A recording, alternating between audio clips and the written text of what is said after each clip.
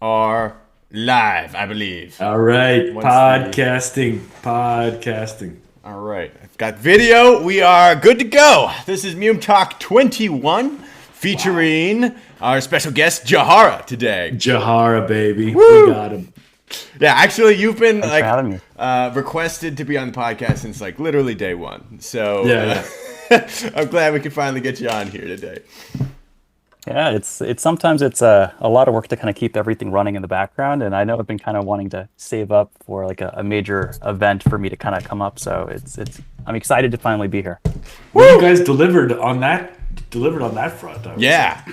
Jesus, though. The Bree gate changes and the other stuff, it was huge. Dude, It those was Bree just gate such a changes. big- I can't stop talking gate about them. Talking here for a half hour about the Bree gate changes. Yeah, and Rogan was like, shut up, you assholes. Welcome, Jahara. Welcome, man. Welcome. Yeah. Would you like to kind of introduce yourself a little bit? Yeah, sure. Yeah, let me kind of like introduce myself with like how I guess my superhero journey, I guess, to how I am who I am right now. That's a good way to So describe it.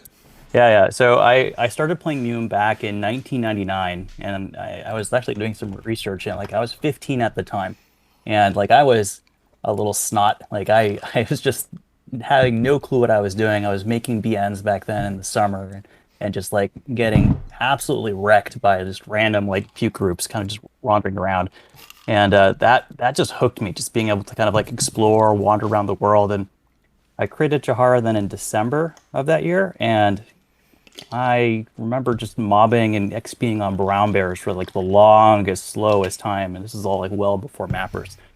And I played through that, made a god. Jahara became my god. I built some areas in Fangor, and I built the treeboard zone. I am still embarrassed by that zone. It's not a very good zone. Oh, you built so you Yeah. the one that Mike's been ragging on this whole Oh, time. no, shit. Yeah.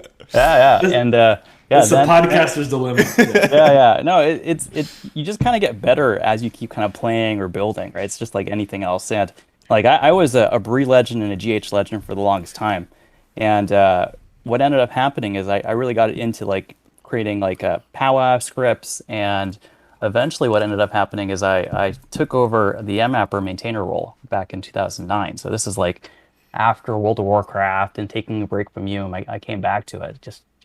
I think kind of we go through this kind of like back and forth where you play MUME a lot, then you kind of take a break, you come back, and yeah. I really enjoyed that Mmapper stuff. And then I was just kind of doing Mmapper for a long time before I got back into MUME again back in 2018, and that's when I became a god, became a Vala, and did a bunch of stuff. So, but So, wow, just 2018, so just 5 years. yeah. Wow. So Wow. yeah, I was a write since 2009 when I helped build Dol Guldur back in 2009. I did the Rostam zone, and then there was another break. I got a job, and I worked in the industry for a while. And then 2018, I came back to MUME because I was trying to figure out like what's next in life, and it's like, oh, MUME is always there. It's like MUME. constant kind of rock. I've done that. I've made that exact same mistake many times. And and then it's just like just coming back, nerding out with everybody, and having fun, and it's one thing led to another, and there's like then it was just like now I'm just kind of balancing like what's the best thing for the community, like how do I bring this game forward, how do I keep Awesome, other man. people interested in it, and like Mmapper is still one of those things that's always there at like the forefront of my mind, but there's always gameplay, design, new zones, sub races, all this kind of stuff that I'm sure we can talk about, but at the end of it. But hold on, man, real fast. You like, even given that timeline, you were even early on that timeline. You were publishing a lot of material on the web, right? Like I feel like I've been using your stat generator. Yeah, your yeah, stat yeah. generators. For a million. I mean, I don't can't use even anything remember else. a time before that. Yeah, I can't remember a time Oh before yeah. that. So that was around 2000, probably 2000, 2001. Like Wow. this was well before I was like I was still in my teens then, and I was like looking around and seeing like all this amazing stuff like the group of the Brack was doing, or the Black Shadow Clan. Like all these groups were like building websites or building clients and stuff like that. And I was like, I want to do that. I want to build something for the community and have them like love it. And I built my Jahara's stat gen thing, which is just I literally stole JavaScript from other people's websites. And just From packaged VRAK, it in a right? way. VRA, some Yeah. it's like a Russian university, VRAK. Yeah, Is the yeah. original code. Yeah. But I mean, that's just how we've always kind of ran as a community. It's just Right, like totally. open source or like freemium kind of software just kind of floating around and people just remixing it and repackaging it, and it's all for the community by the community. I think you also Wow. contributed a lot to the official wiki, because I remember Oh yeah. reading about when they did the stat changes where you could train up and down stats. And I remember reading your tutorial. I think you were the one that wrote it, or at least put it together, and it helped me understand that concept a lot better than it did up until that point. Yeah, that was 2009. So that was during my master's program when I came back to MUME because I needed a rock. And then it was me and Naga. Yeah, we built up that wiki, and like the hope was that the community kind of comes in there and starts using it, and it never really materialized. But like every now and then we still see people log in and try to like enhance that wiki to There's a add information. few awesome standouts. I mean, the troll guide, that's on that wiki, right? Or is that a different wiki? Oh yeah. Well, that's the interesting thing is that like all these people they wanted to make a name themselves. They wanted to help the community, so they've created all these websites around like random domains or university whatsoever. But then as they kind of graduated or life went on or some company got bought or shut down, like all those websites kind of went away. So thank goodness we have archive.org. But the nice thing, of course, with the MUME wiki is that like we're able to maintain that ourselves for the community. So it's cool that a lot of our content on the wiki continues to exist, just because like some folks had that kind of foresight to think, oh yeah, like if we maintain it, like it'll continue to be there. And I know there are other folks that are maintaining their own wikis that are making them public now, but it's there's always this like kind of Elven Rune's dilemma, like what happens if like Axel doesn't have time to maintain it? Like does it continue to exist, or is it kind of broken-ish like the profile section is? But I'm thankful it's still there. Totally. 100%. Yeah, the wiki's always kind of a difficult thing to push out to people too when they're asking for stuff, because the problem with the wiki is like it's very branchy. You know what I mean? Like it's hard to just follow this path and you can figure out the game. It's very much like you go into these weird rabbit holes and it's just difficult to navigate, and there's so much information on there. Yeah. That's where we need a designer to go in and really think about the flow. When I was doing that back in the day, what was I using? I think I was using WoW as an example for how to like set up the website and think about it. And I feel like someone needs to go back to the wiki and do that again. I haven't had the time to do so, but like at least the MUME website makes a bit more sense. So like The MUME it just website takes is way better. Oh yeah. Because like great. I looked at that recently, right? And actually I had my wife, who's a designer, like spend a little bit of time, and she's like, "What the heck is MUME? Why are you spending so much time with it?" But she was very, very nice to give us some of her official time to help with the design and layout. Yeah, the Awesome. website is awesome too, because I mean, that's another thing you've done is you redesigned the website, and it looks much better now. I mean, before that, it looked very much of its time, and what it looked like the web in 1996 or whatever. And you really made it look a lot more modern and I think approachable to people. Yeah, well, I mean, it's a double-edged sword because now it's actually mobile web friendly. So like a lot of like our users are coming in on their smartphones and trying to use the web client, and it just stinks on phone. So like it's a modern website, but then like some other parts of the game haven't really stayed up to like the time. So like I know that Slay always talks about like, oh, we need to have like a mobile first kind of like game to the client. We're like, yeah, then someone needs to help build that. Yeah, that's what we're announcing on this podcast. We had MUME 8 or 9 on the last one. Today is Mmapper Mobile. So I wish. But yeah, it's only because all of us are kind of working together. Like we have a community that's super strong, and like I'm super actually glad that this group has started the podcast, because it's like we have a little like MUME renaissance going on now, where all these folks are getting invigorated and wanting to help out, and there are tons of stuff that people can help with. It's just a matter of like folks having an ownership mindset and being like, hey, I can do that, and then kind of stepping up and helping the community. Yeah. What are some examples? Like, I mean, what are areas where you think people could either like the areas of greatest need or like just really cool, exciting things that people could maybe jump in and have some big leverage in it. I honestly think we have still a lot of stuff that we can do on the client itself, right? Like Mmapper has kind of become the unofficial slash partially official client for MUME now. 90% of people that play MUME use Mmapper. I've always had this kind of vision for it, and this is actually kind of leading into what I wanted to be my hot take, is that like it actually is. So everyone's played Civilization, right? It's a classic game. Classic. If you look at like Civilization 7 versus Civilization 1, it's the same kind of engine. It just looks a whole lot better. It's sexy. So could we actually make Mmapper or some like client super sexy, right? It's still the same game mechanics at the end of the day. It's just turn-based things going on. But then like you have these amazing graphics, they're rich, it's animated, like the water now reflects off of the ocean and it looks just amazing. And they have like lens flares. Oh, maybe not, but like that was probably like Civ 4 or something. Like, wow, lens flares. But like that kind of stuff just makes like a game really, really look modern. It does. I mean, that's the whole thing with going on with Dwarf Fortress right now. It's absolutely exploding. And they didn't change the game really at all. All they did was just update the client, make it clickable, and now it's, all over the news. It's like the #1 game on Steam. That is super important.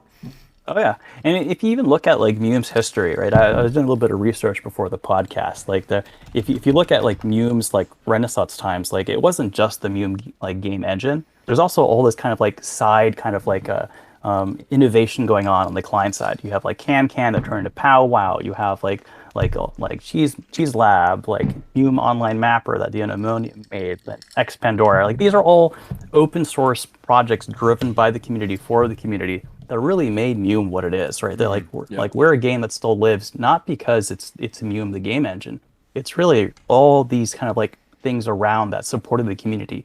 Elven Runes, MUME.net, Mmapper, right? All like this community built this game, right? Even though like you can say, oh yeah, the management built it. No, it's a community effort. The management is the community. Mm-hmm. Yeah, I always remember those stories. Like when I think of MUME, I think like its best times are doorbell. Doorbell. I have no idea where that's coming from. Sorry. Alexa has come. Sorry. I remember hearing stories about like when the original implementers were building MUME and it was just Brie, and it was just like a bunch of guys in Brie, and they're like, "Hey, this doesn't work," and then they would fix it, and just like it was like this community, like intensely small feedback loop, and that's how it exploded and grew. And oh yeah. I mean, back then they were also like younger; they didn't have kids yet, so you kind of have these cycles where like some management kind of ages out and the community kind of ages out. But then, I mean, there are a lot of folks also that now have like come back, like they're possibly retired or they're just having like a little bit like more time now that their kids are older. Midlife crisis. And now they're wanting to come back and like play the game again, and like there's no reason you can't kind of come back and like help the community in some way. Everyone has these like skills when it comes to like design or like open source kind of development or like even art, right? Like we had like oh god, I forget his name now. Who is the one that did the MUME the MUME art? I forget his character's name. You mean the AR art? No, not the AR one. Like someone helped us. Okay, God, I know his email address. He's chromatic something. Is it a Quantar? Is that it? No, not Quantar. You mean did the MUME logo and stuff? No. He actually painted some art for us. He posted it. And I've been meaning to actually replace the website with that, right? So like any kind of like original art that we can have that we can use for the website for like marketing materials so that we can actually like do amazing stuff with our advertising campaigns. All that kind of stuff helps because right now, like Amini loves to kind of like rag about this, like, oh my god, this is copyright material. You can't actually use this like on the website. That doesn't sound like Amini. Amini said that. Amini was trolling. Like thank you, Amini. That's great feedback. But like just build some art instead, right? If we have the community help us with all that kind of stuff, then we don't have these problems anymore. So like we just need like folks to step in, give solutions, right? Have that kind of ownership mindset, and then it's a lot easier than to have like these rich advertising experiences, grab new audiences, have MUME kind of grow, and then like a lot of our problems with like Charmies and all the other aspects of like, oh, the game's so small, like if we can get a larger audience, like that'll be solved. Let me ask real quick on this. Do you? Because one thing I know that Mmapper is C++ and Qt framework, which of course both those have been around quite a long time. Even Qt is quite long in the tooth these days. Do you? And I know sometimes when people are doing the heroic ownership and maintenance and stewardship of a project, they're like, like I don't want a bunch of contributors. I don't want a bunch of random people doing big, crazy pull requests and big, crazy changes because I don't have the time to review it all and integrate it all and verify it all and test it all in something. But so, yeah, so just like what is your kind of where do you feel Mmapper is vis-a-vis in terms of like being kind of a good platform for a bunch of people to jump in? Like, do you think it's, hey, the more the merrier, or there's a lot of kind of nuance and delicacy there? Or so far, every single person that's approached me and wanted to submit a PR, it's gotten merged, right? So there's definitely a little bit of like work to like massage it, so that actually brings up to like the coding standards that I want to have in like a maintainable software product. But like it would be nice if we had more folks kind of get involved and help with the code reviewing, things like that. But honestly, we're not that scale yet. We don't have that problem. So it's still at the point of like, if you have an interest, like work on it. So I think the last person that helped out was Cosmos. He added like some other kind of like XML editing capabilities to like save files because he wanted to use like a third-party editor to edit Mmapper files. And he just kind of did that work. He also did a work like on the group panel, like using GMCP.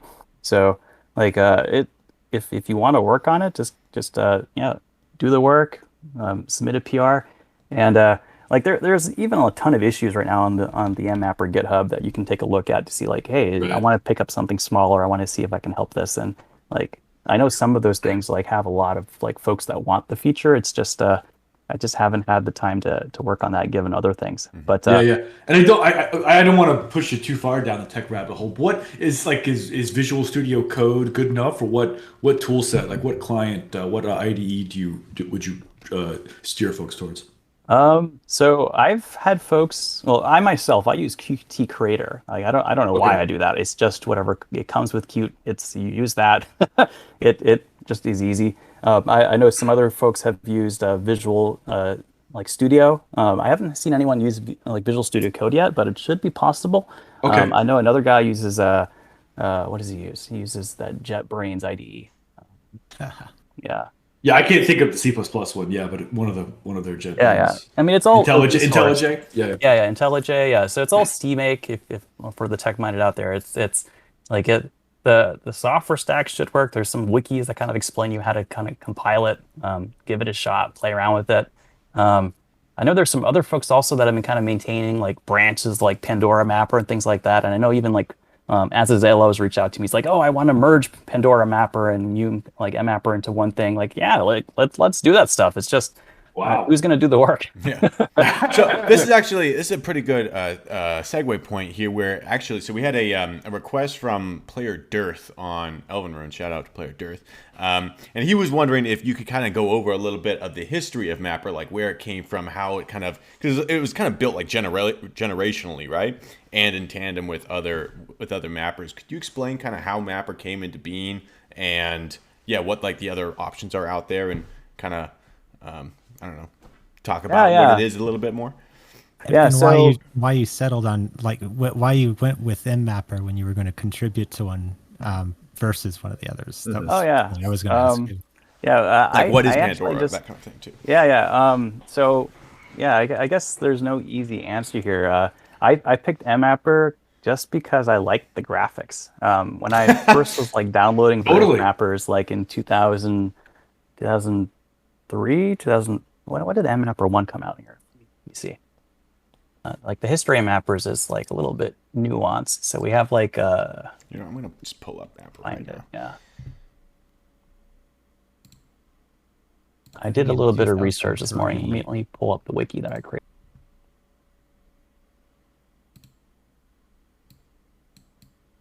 I totally agree, though, that it just looks great. Whoever did these original graphics tiles, I'd love to know who it was. They nailed it. They nailed it. Man. It looks great. It looks timeless. Yeah. It hasn't aged. It doesn't look old or crufty, or it doesn't look like from some, lower kind of bit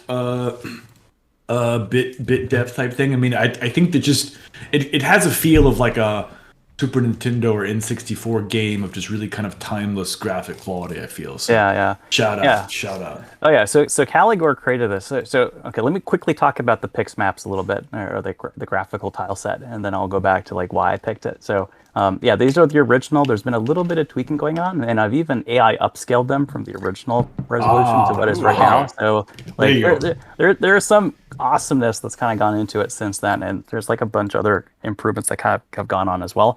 But when I first was getting into mappers, this was 2009, right? So this is around the time that I was getting back into MUME. I just liked it better. It was just more like I just enjoyed the interface. It was just a bit cleaner.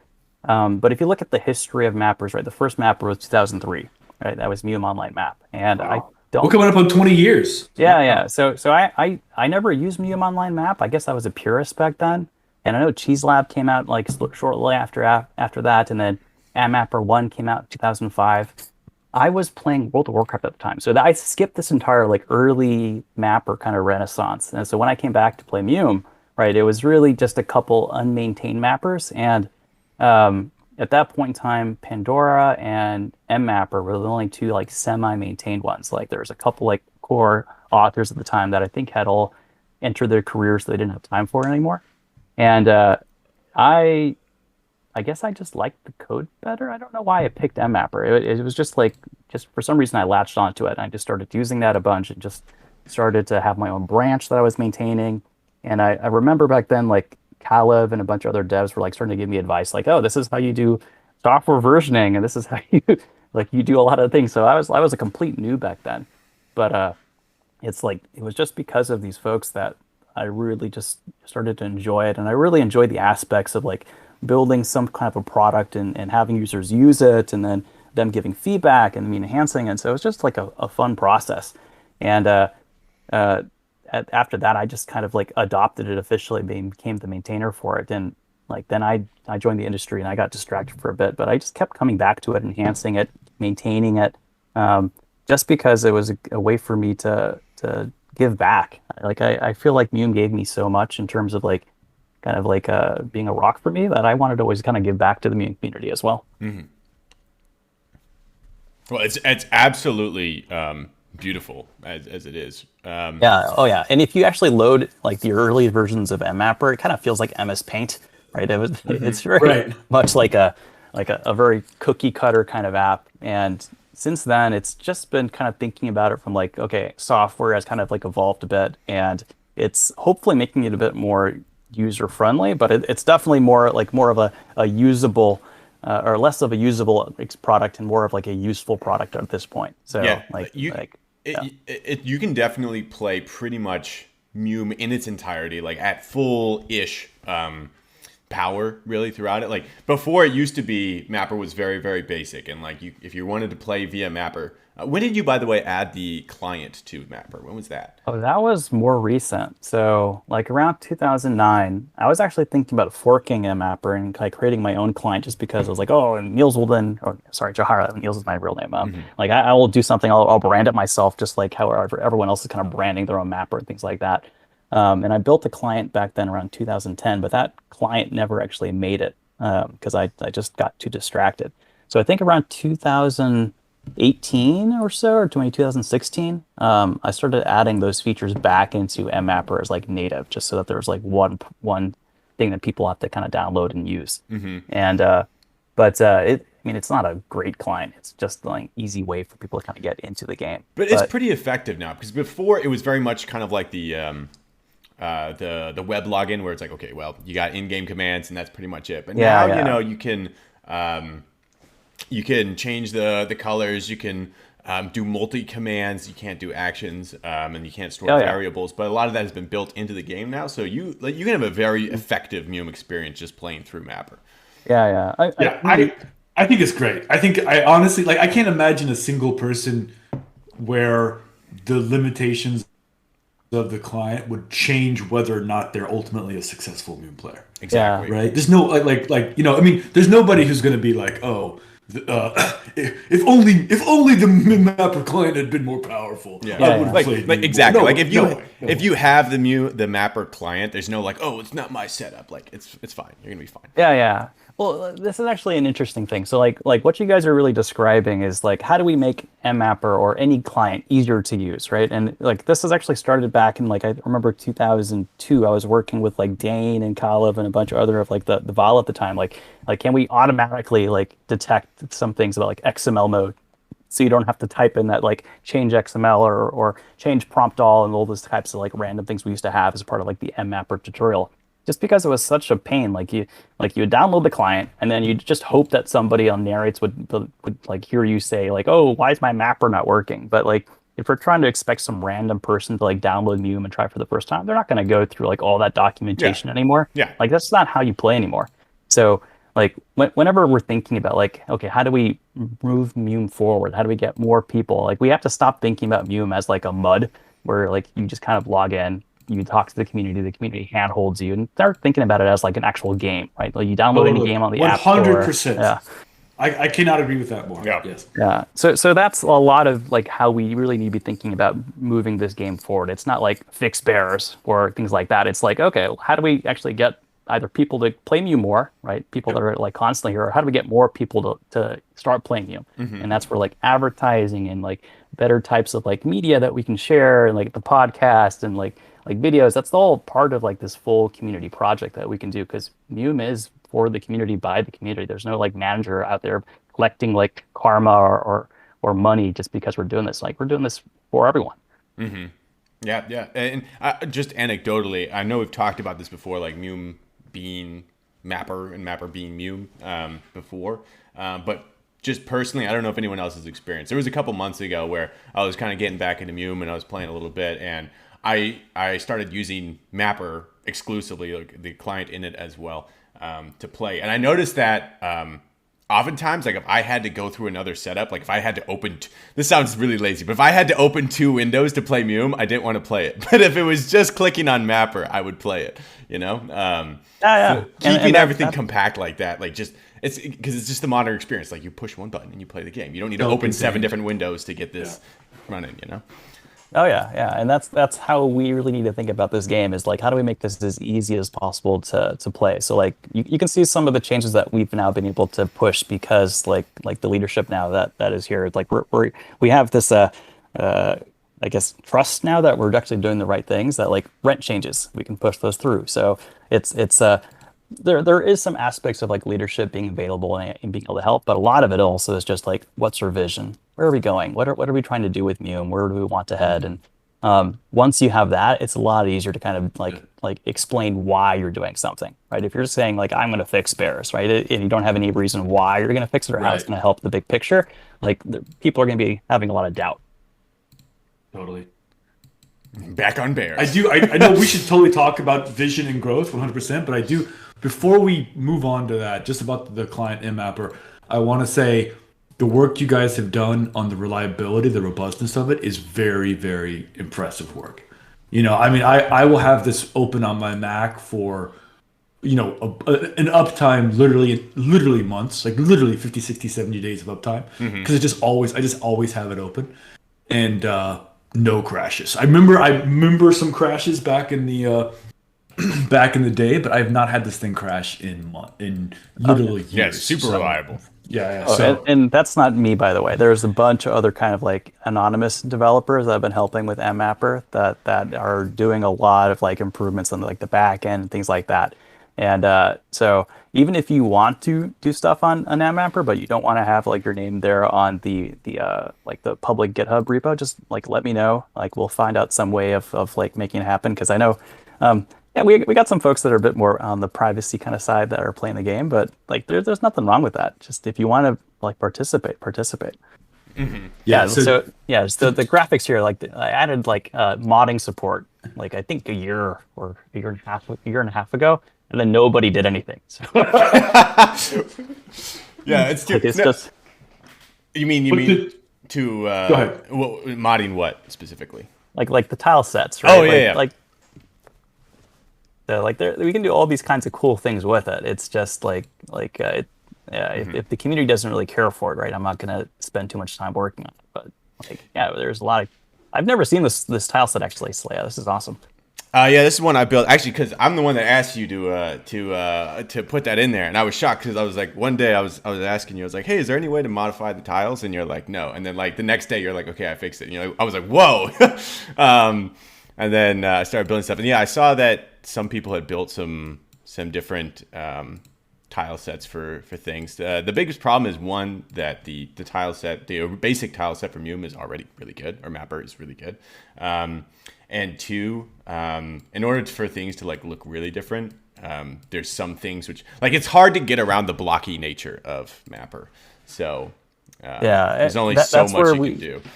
Yeah. I mean, if we had folks that actually know how to code 3D, like I am not a 3D coder, right? It would be awesome because then we could actually get like richer tiles and like if anyone's played StarCraft or Warcraft 3, right?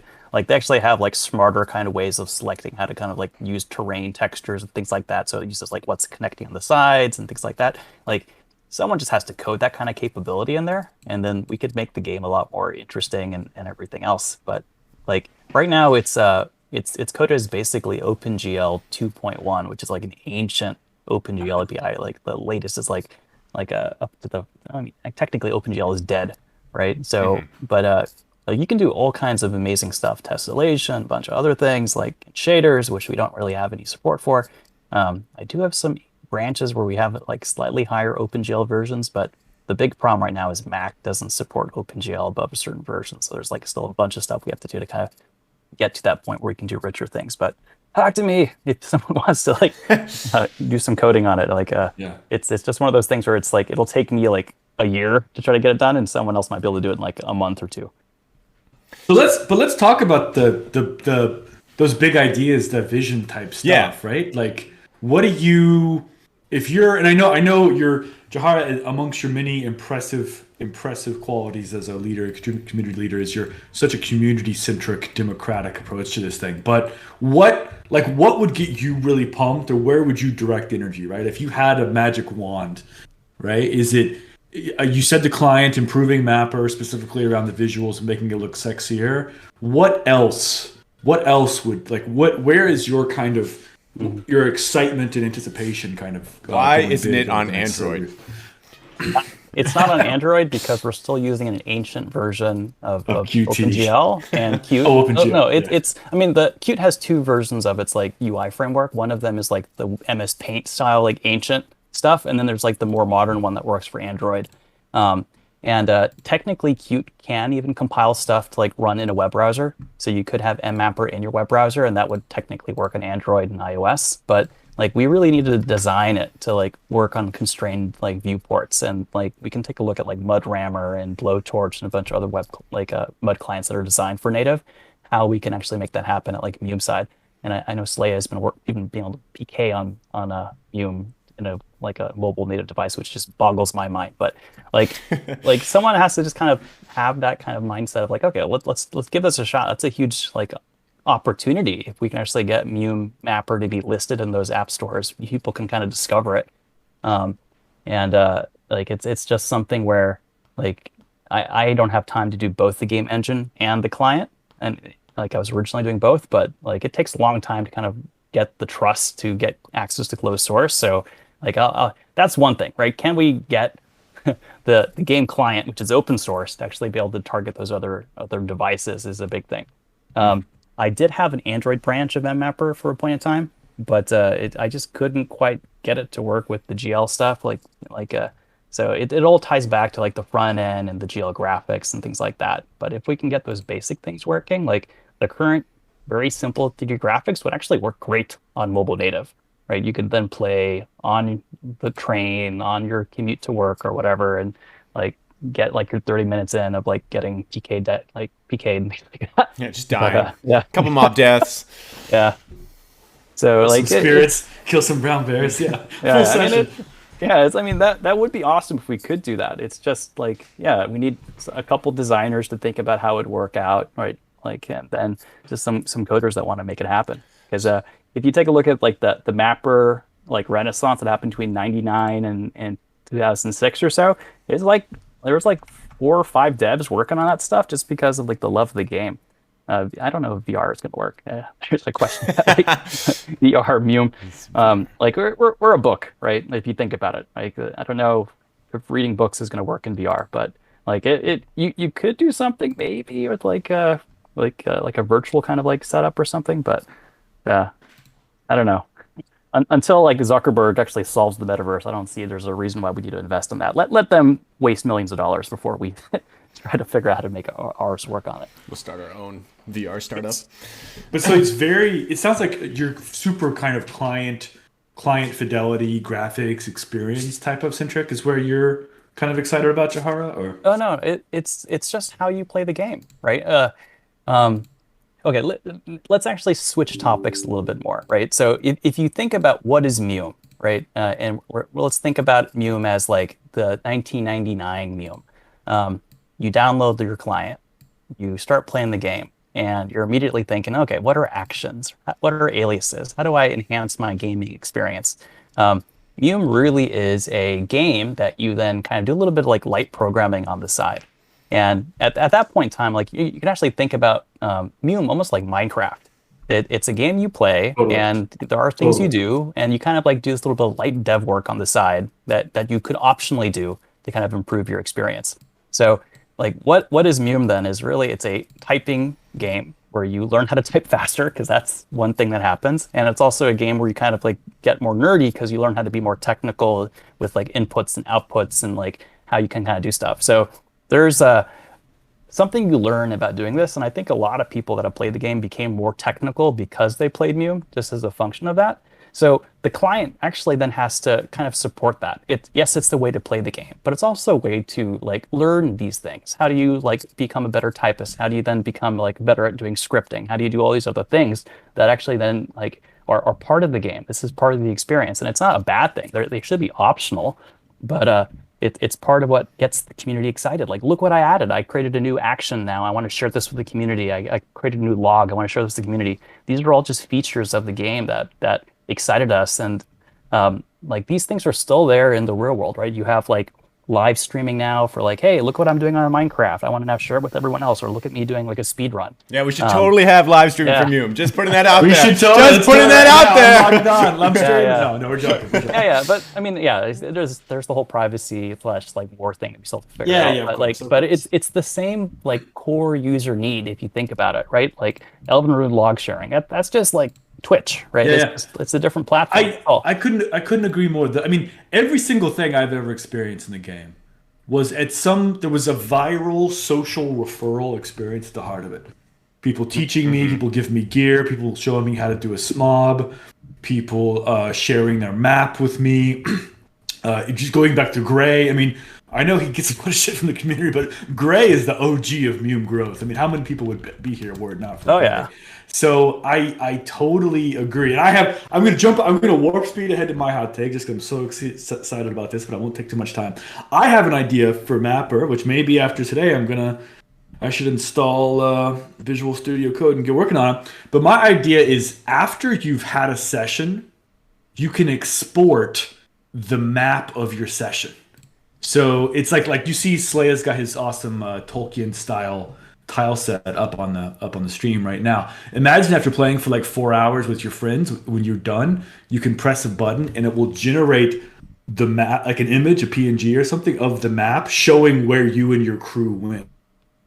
Oh, that's awesome. It's like the Hobbit or Lord of the Rings map, and you can visual say, story. Sage.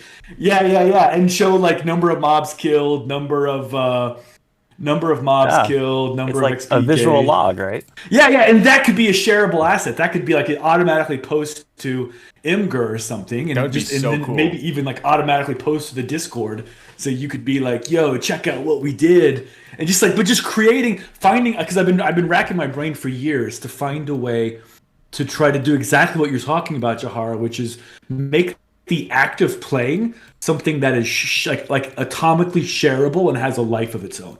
Yeah. Because it's so much fun when you play with your friends, but like it just dies. Like it lives in your Skype call history as a record that you played on December 7th of 2017, but that's it. It doesn't go anywhere. It doesn't have life. It's not portable. It's not transmissible. Yeah. Yeah. So like I actually posted an issue in the chat like where it's like this is a user wanted this, and it's like, oh yeah, that actually makes sense. Right? We have like movie support and powwow and a bunch of stuff, and like Elven Runes had like I think a animated log player for a while. I don't know if it's even supported anymore, where you could like watch someone PK as they're kind of doing it.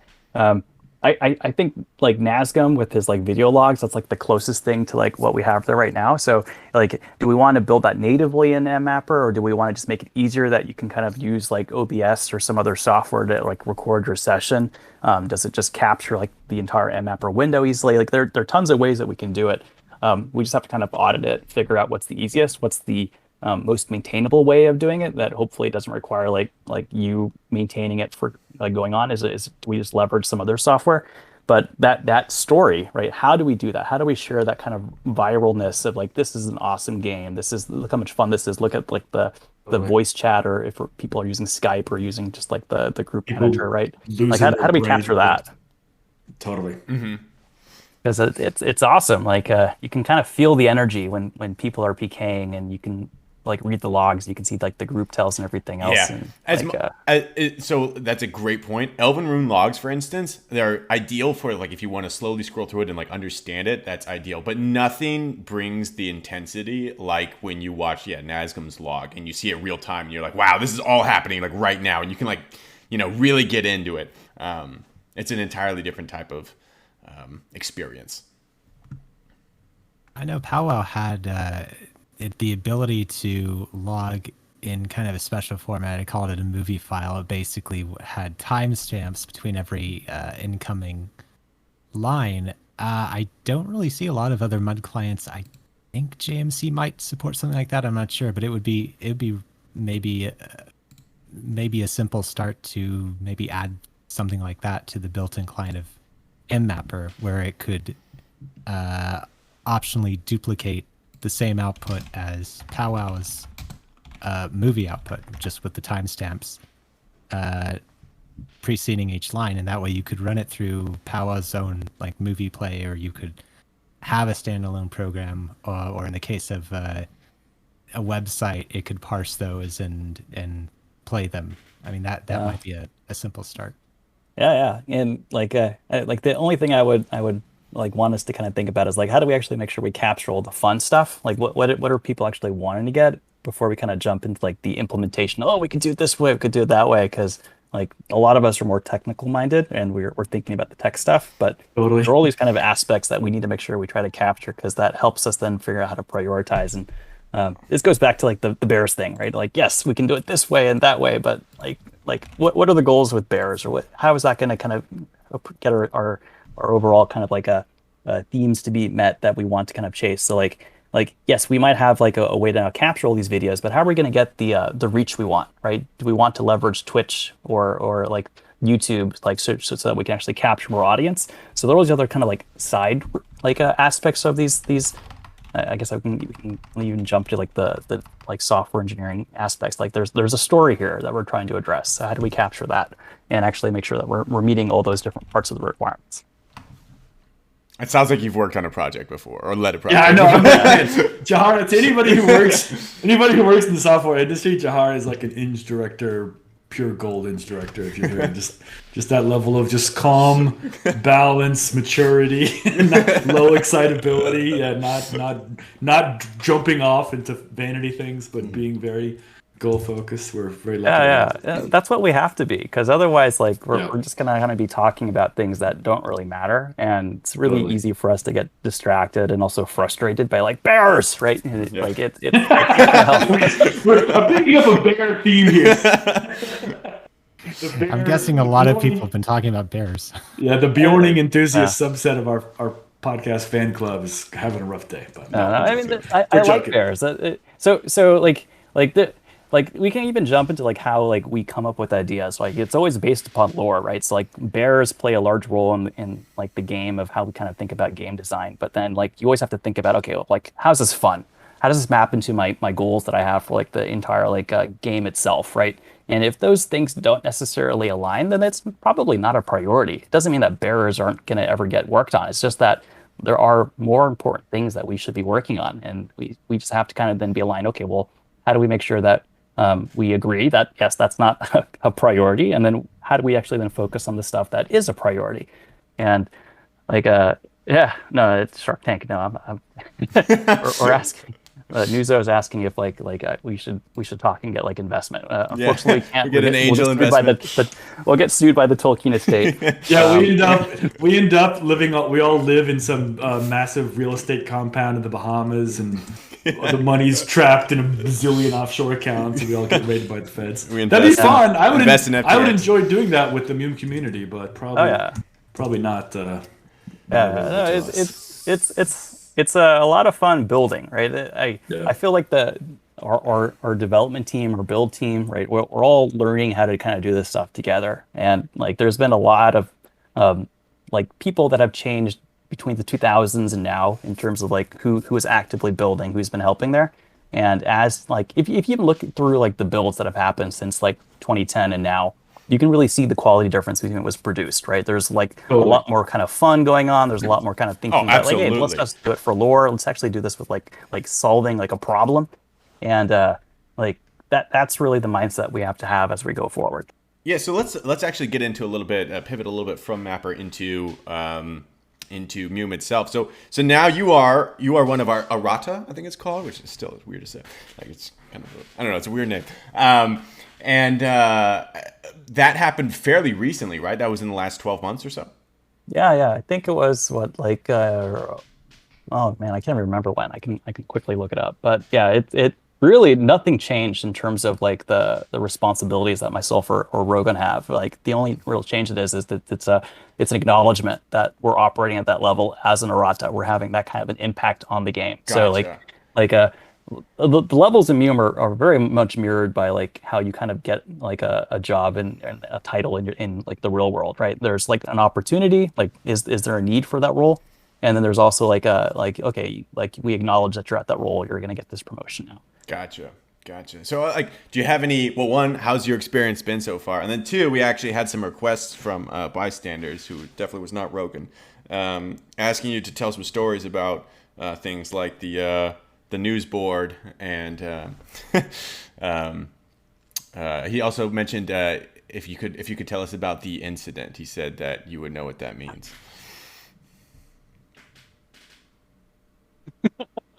Okay. Oh yes. Okay. So yeah. Okay. So anyone that's used Linux, right? You guys know that when you type a command in Linux, like the classic is like sudo rm-rf/, right? You're gonna nuke your entire operating system. Yeah. So MUME operates under a very similar kind of Unix philosophy. If you type something, you mean it. And when you're at the Maya level or even at the Vala level, right? Like there are some safeguards there. They don't want people to accidentally type sudo rm-rf. And as soon as I became an Arata, I was like, I'm going to use my new powers. I'm going to do some like cleanup work and move some boards around. And I accidentally like ate the news board. And it disappeared for like I think 30 minutes until Dane came back and like sighed at me. But Dane to the rescue. So thanks to Dane. He's like the angel in the background keeping this entire machine running. But ate the news Thank board. God you keep everything stored in Git. Oh yes, yeah, and we have version control. We have all that kind of stuff now. So yeah, thank goodness for that. If this happened back in like 1999, it would have been a lot worse. Well, apparently that did happen, right? I know there were some incidents like that. Some of the boards, like there was quite a lot of that, but that's back cool. In the day, So I mean, there always is fun whenever you kind of like get someone that has like new powers and they try to figure out how to use it. Like they'll learn something, they'll cut themselves, and that's just how the game kind of keeps evolving, right? Like, oh, that happened. Okay, let's fix it. Yeah. So yeah. Awesome. And so as now that you're kind of in this position now, and you guys have, well, actually, you know what? Let's talk about a little bit about how the last week has gone with the new update to the game, MUME 9. From your perspective, what are some takeaways that you've gotten? So like I've done a little bit of like a my own kind of like post-mortem here of like what went well, what went like poorly and things like that. Um like honestly from like a poorly aspect, this is like the first time that this team has done like a major MUME release. So there's tons of things that we've kind of learned in terms of like just general bookkeeping and things that kind of got missed because like we'd forgotten stuff. So like if you are familiar with like operationally how to like launch a new product, right? There usually are processes you kind of follow so you don't miss anything. Some of those things were kind of lost, so then we're kind of like rebuilding expertise of like what you need to do when you launch something new. So that didn't go well, but for the most part, things are mostly okay. We haven't found any like game changing like bugs where like you have to like roll back and like do anything. So like the dev team has done a good job at least maintaining that. It's just usually small things like Morux, like slavering wargs didn't have the ability to use saddles, so people could just like trans away their wargs. So things like that kind of get Oh, and missed. they've got a keyword slavering too. That's awful. Yeah. Oh, no, that was actually designed, right? So like there are things like that where like some things go not according to plan. There are other things where you kind of like miss something, like the saddle stuff, but like those are small meat and potatoes at the end of the day. What actually then like if you think about it, what went well is that like we launched really a couple different things all at once. And interesting enough, Morok was actually only invented in the last like maybe month and a half, 2 months. So that kind of stuff is like completely new, but it's clearly one of the more well-received aspects of the game Oh, we that is recently launched. an understatement. I would say that Yeah. conservatively, the Morok have been absolute showstoppers. Like, so we had what, two sub race like on the puke side, we have dwarves and Dunedain that were released, and I've consistently seen somewhere between 6 to 10 Morok on almost constantly. This is just me personally, like checking MUME every day. The Morok have been absolutely like abused on how much it's been played. Everyone's been loving them, and you've only seen a couple dwarves on and a couple Dunedain on. You've seen some people in the new zones, but like when it comes to bang for buck, it seems like people really are enjoying the Morok right now. Totally. Yeah. Because I've just been mapping ABR, and it's like I mean, you see some people, but there's nowhere near the level of just kind of activity. I'm like, where is everybody? And then I found out everyone's just playing the new orc. Yeah. Everyone's just like loving it. Oh yeah, and they're now on ABR too, right? So they've finally migrated. They just had to get their characters at the legend first. But like, if you think about it, like what made the Morok kind of great is that it was completely new gameplay. Yeah. And it's kind of like what we did with like the like we failed that with the BNs with the Dark Oath, but that's just because it's BN. No one plays BN. But if you take a look at like the Raised Dead changes we made for Shaman before that, that also completely changed the gameplay. It made them a lot more feasible. So like at the end of the day, people like gameplay changes, like major kind of things that kind of change the metagame. On the other side of it, like you also then have like newbie areas, which like yes, we need to have better newbie areas like Breland that kind of improve the game, add more quests for these kind of like more social players. If you think about like the archetypes of like player types, and also that's just how we get new gamers to kind of join our community. But then like the other major aspect that we have to then cover from like a thematic aspect, how do you retain your players that are already playing? And that's really where ABR came in. So we had this trifecta of game design, newbies, and like retention that we really like we're chasing here with MUME 9. And it was in hindsight, it's really the fact that we were able to combine those three themes into one release that really made it effective. So you have like some newbies that are playing, some people that are playing like a lot of lobies now coming back to the game. You got some folks that are now exploring and they're really loving the fact that we didn't just ship a full map with ABR. And I know some people really hate that, but like a lot of folks really enjoy that. Screw them. Screw them. Yeah. Make people map. But I enjoy mapping more than anything else. So I really enjoyed the mapping. Thank you guys. So that worked well. And like the other cool thing about like the build process is that like all the different like people in the build team, we have different people that meet different archetypes, right? So we have like achievers, we have explorers, we have killers that are all playing. And like they've all kind of like really latched on to one aspect of like MUME 9. I'm calling it MUME for some reason.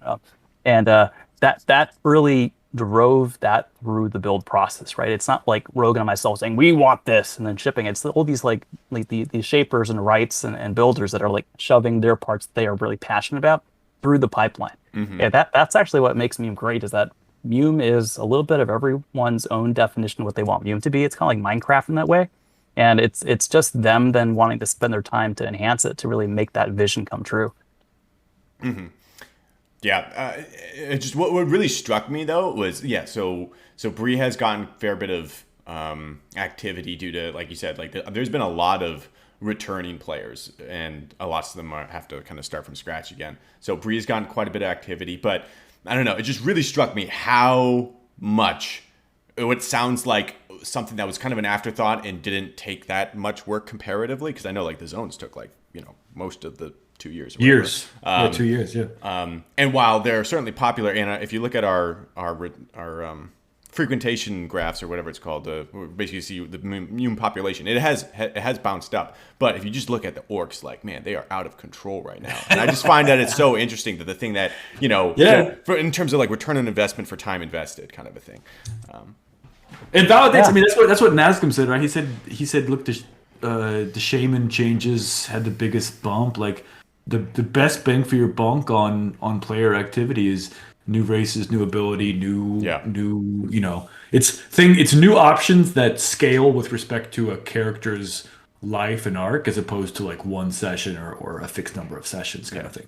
Exactly. Yeah. And that really means that we have to keep this game constantly evolving. Right? We can't kind of just sit on our laurels and then like start handing out full rerolls to like people to change sub races and kind of adapt their characters. Then people will just kind of theory craft and actually play the game. We want people to play the game, and like one thing that I do like about the fact we do with Morik is you have to create a new level 1. Love it. Like you can't just like say, oh yeah, I'm gonna walk over to Thorin and like pick a Firebeard or a Longbeard or a Broadbeam and like like I'm Team Broadbeam, by the way. I'm gonna reroll my dwarves with that. But like it would be cooler if I had to actually like create a level 1, develop a new identity, and actually like play that, as opposed to taking a level 99 and just like, oh yeah, I'm done. I totally agree. There's an like immersion and investment in your character is really important. And this is one thing, if you've ever done a rename, if you've ever changed your character's name or had a force rename as I have, the character feels different. Yes. Right? Like I leveled up a hobbit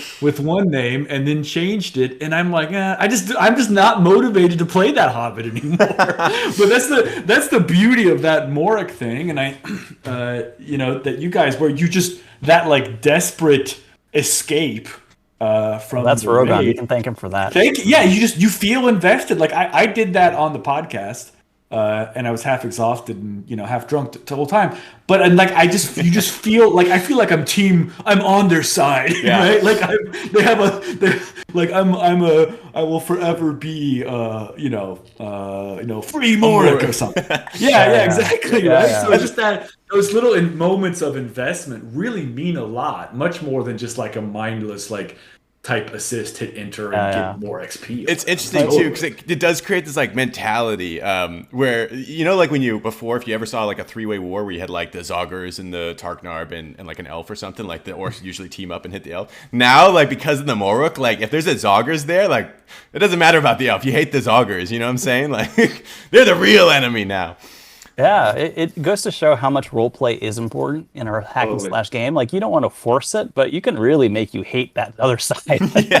It's like that's one thing I really enjoyed when I play Zoggers, is like it's always for the tribe, and like you're really thinking about like how you can like kind of like play that character and like think about it in that way. And like we kind of need more of that in other aspects of the game right now, because you play a Sylvan elf, you don't really have a Sylvan identity. Yeah, right? exactly. You don't really know what that is, right?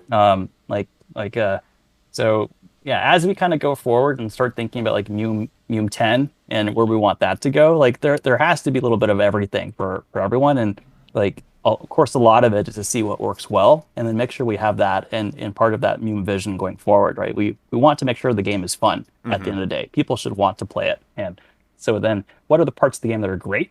Let's work on that, and the parts that aren't so great, like Bear, like, okay, do we really want to fix Bring it back? Is it...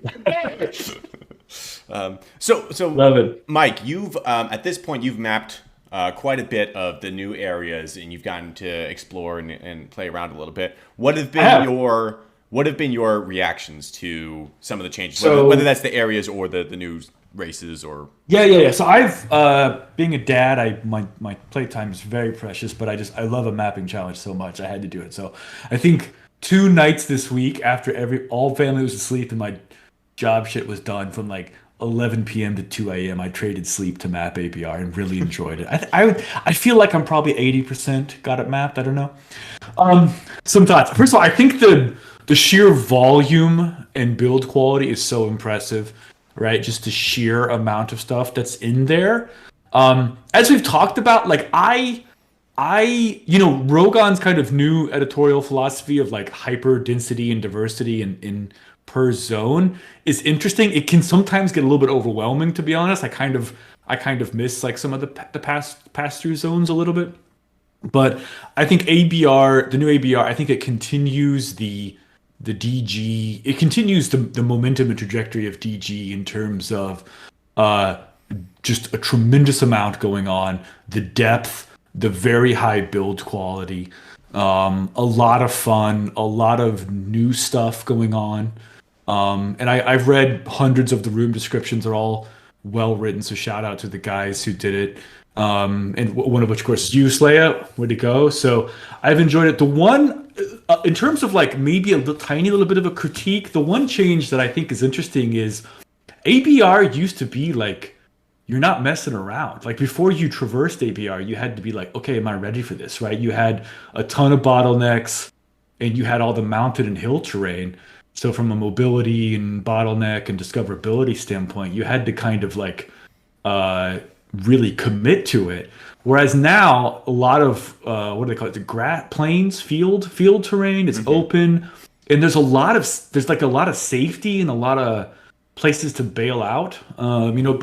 Both sides of the war have a lot of kind of safe or relatively safe type stuff. So it's interesting to me that it feels less committing. Right, like it doesn't feel as high stakes as the old ABR.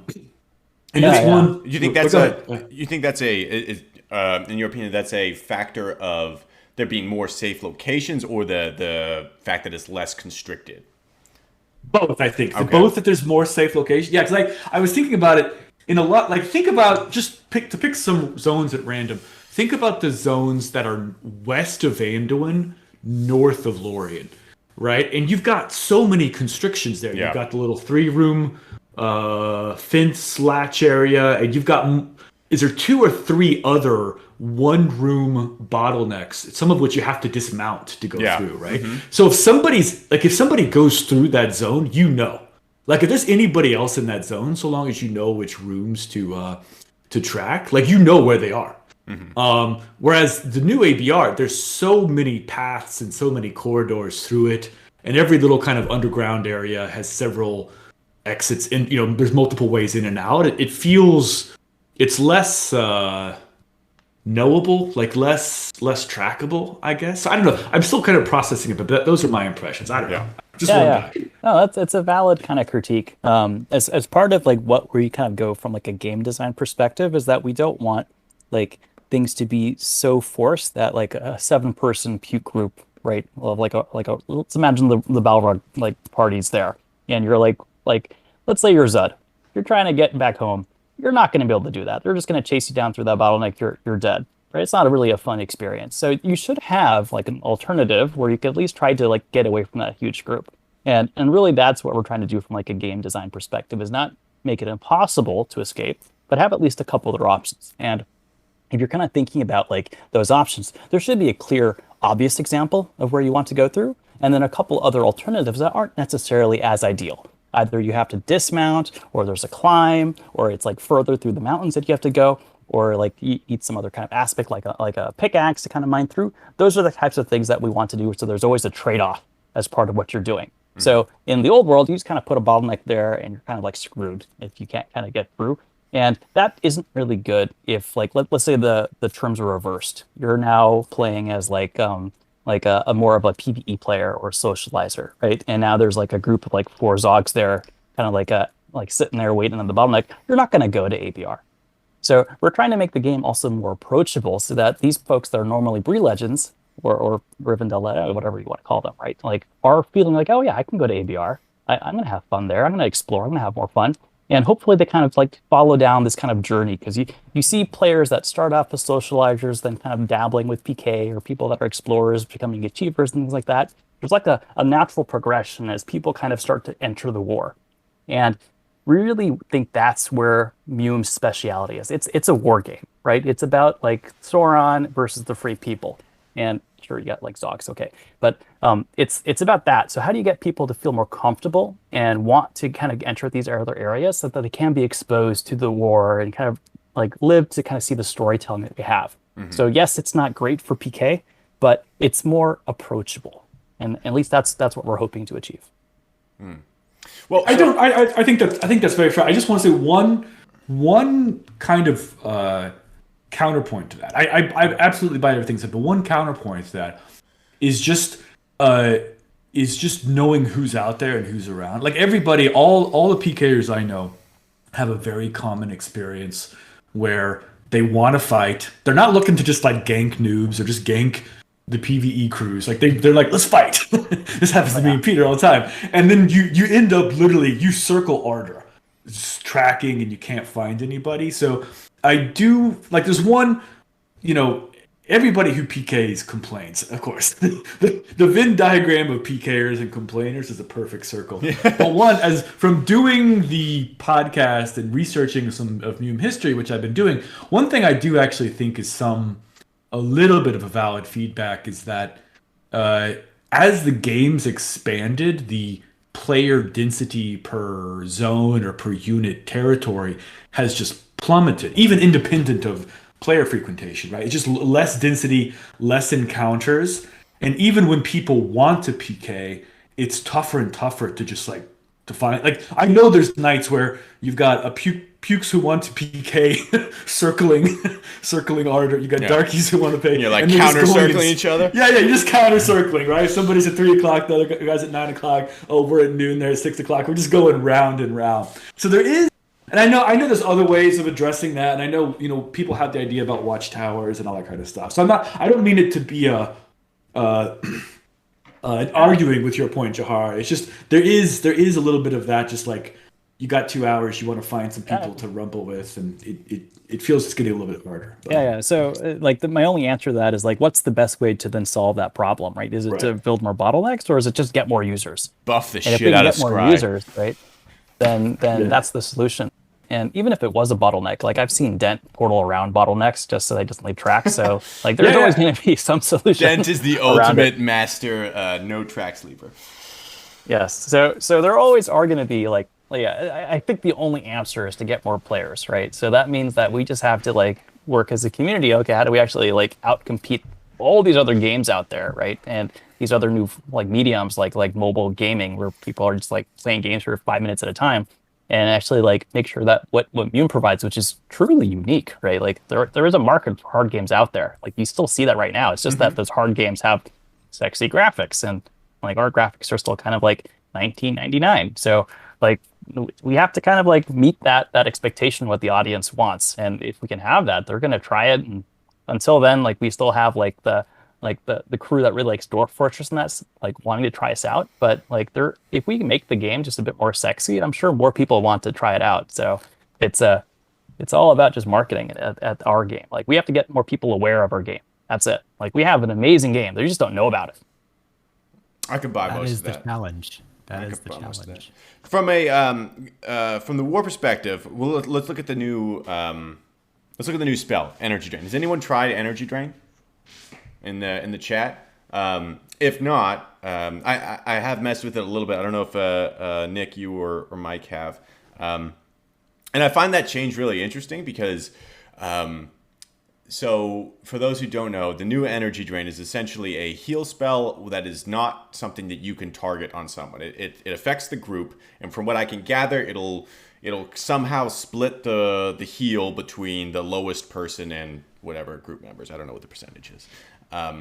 And what I found really interesting about it is good. It's a It's essentially a very, very effective cure serious. It's not like a heal or anything, but it's effective cure serious, somewhere between like you're looking at like maybe 40 hit point cures depending on a couple factors. That's good. That's a lot. That's a lot. Which is pretty good for 15 mana, and since it's a darkness essence, it does work, I think, with Pitch Black Robe. So it could be pretty effective. The biggest problem with it is that number one is it's difficult to land because you have to target it onto a dying victim. Which right off the bat, one major red flag with that is that is not a PK ability. You just can't use it in PK. It's going to be way too hard to land. Not only that, it locks you up for that amount of time. Damage wise, you're doing somewhere between 5 and 10 damage. It feels like it's not very much. So it's practically impossible to land it in PK, which already kind of makes it a little bit, okay, well, why would you have that? 2, it requires quite a few practices. And then 3, I don't know, this is... so you know when you get like a heal off, it's like, wow, bam, I just saved the day with a heal, you know? Yeah. And this, like I said, is an effect. It's a good spell. Like mana for hit point. It's good ROI. It's good not ROI. bad. Yeah. It just doesn't feel very impactful. Yeah. It sounds like it's like a significant, like very major quality of life for people who group and know well. Like, you know, when you're in a group of all people who are all good, all play together, and like people are managing blinds and bestesses and heals and create food. Like everyone's just like humming. It sounds like the kind of spell that slots into that play style. Yeah, it'd be most effective in like a XP in Moria type setting with a fairly substantial group. It just it does feel a little bit pigeonholed into that though. You know, like you kind of have to use it that way. I don't know if anyone else has any thoughts on that. Yeah, I can't really speak so much about it because it's still like being discovered by the players. But one thing I can tell you guys about the technical backend is this is our first like invented new muddle spell. So it's using a completely different kind of backend in terms of like how we can code it. And like it's a possibility of like more flexible stuff that we can do going forward. And it's just the first thing that we kind of like, hey, let's try doing a channeled spell. Let's use like the World of Warcraft Warlock as like an inspiration and see if we can do something there. And at the same time, like we're talking about orc shamans here, they're not going to be great casters anyway, so like we're kind of limited by what we can do. But let's say that like I'm just going to throw out like a completely brainstorming idea here. Like, how do we make like a BN cleric more interesting? What would we want to do for them? Like, is it something crazy? Then technically we could. There's nothing holding us back at this point. It's just like, okay, well, what can we draw from lore? How can we kind of do it? Those things are a lot easier now as opposed to like something just hard coded in C. And that's awesome. Yeah, tell us, Jahara, about the back end. I know you're very limited in what you can say, but you know, what can you share to us about the MUME engine and the C code? And you know, I mean, the total number of people who've coded in that in the past 20 years is probably very small, right? 5, less than 10, right? So is there anything you can share, even just like architecturally, the coding experience, how you test it? Like, what's that? One thing we've learned on the pod is just the trust barrier, how like, because it's all native, like if you get that, it's kind of the ultimate keys to the kingdom. So it's very, you know, we've learned that through the podcast, but tell us about it. Well, I mean, it's coded in C. It's basically an event loop-driven engine. So there's one single thread that just runs in a loop, and that's how MUME runs. So if you think about it, MUME is super efficient. Everything that's going on in the world is running off of one thread, and it's doing that and like those like heartbeat MUME pulses that we've talked about previously on the podcast, and then it's then kind of firing off these events that can be then handled also by like the mudlib, which is then like our scripting engine. So most of the rights that we have can, if you have coding ability, you can get muddle access, which is our scripting stuff, and then you can kind of like extend MUME, which means you can add a spell and things like that if you have like a good idea, or you can like build a quest, things like that. That's all done in muddle. But the C engine itself is just like really, really lean and mean in terms of like what it does, and it's coded up to like C99, so like a pretty fairly modern C spec. Oh, okay, great. Dane's the maintainer of it. He does an excellent job. I like to think about Dane as like the back end architect superstar that kind of does stuff. Sorry, Nuzo. Yeah, I'm talking really technical here, but yeah. But even I know Dane. I feel like he's a little inconspicuous these days. but I can tell by the changes and by reading between the lines on the news posts, he's still very active in the code, Oh yes. right? Oh no. Dane Right. is without Mume. Dane or without Dane. He is effectively Mume's implementer at this point in time, right? He keeps the lights on. Does From he a lot still of play? aspects. Yeah, of course you can't give it away, but do you know if he still plays Mortal? I think he did play for the last Mume birthday. Awesome. Oh man. So like I'm looking forward to this Mume's birthday. So like yeah, folks like look forward to like January. It's coming up. But Awesome. like I think we can break the last record that we had. It was like 100 players logged. Just yeah. because we have Mume 10 and Mume 9 now. But yeah, he keeps that thing running.